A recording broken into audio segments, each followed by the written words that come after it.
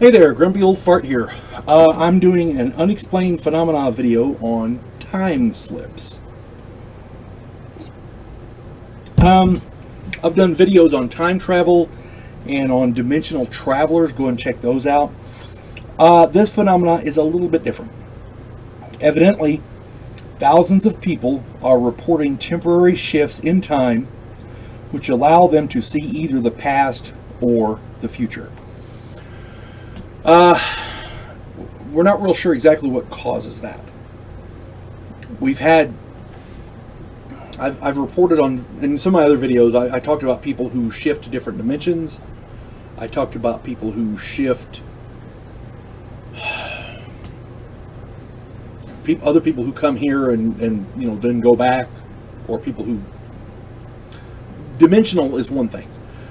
I did a video on time travel where people are trying to make time travel a reality. I may do another one on that in the future because I found out some more stuff with something called Project Pegasus. I'm going to do a video on that, I think.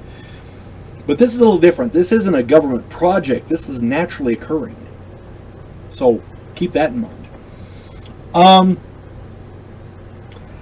A couple of notable cases here. Several notable cases. Okay. Air Marshal Sir Robert Victor Goddard was flying in his biplane in 1935 over an old dilapidated airfield at Drem in England. He experienced a strange weather phenomena, including a vortex of sorts. When he was able to view the airfield again, he saw mechanics in blue uniforms with planes painted yellow. Everything looked very, very strange.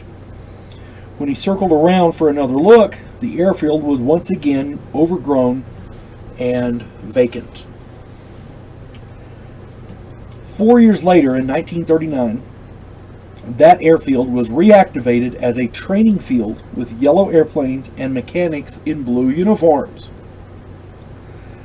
Goddard published a book in 1975 titled Flight Towards Reality. Go check that book out. I got it in the other room. It's really good. In this book, he details this experience. You really, really have to pay attention to stuff like this. And I'm not saying that, if he was alone, if he was the only one who ever reported this, yeah, you'd think he might be nuts. But stuff like this happens more often than people want to admit. Many other people claim to have similar experiences throughout history, including Carl Gustav Jung, the noted psychologist. He and a female companion viewed a mosaic from a 16th century basilica. Yeah, it's crazy. There's a place in Liverpool, England, where the Beatles are from.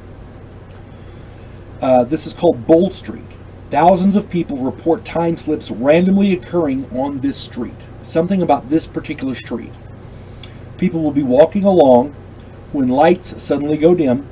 They will then view other people wearing period clothing from 20 to 50 years or more in the past. Then they're suddenly back.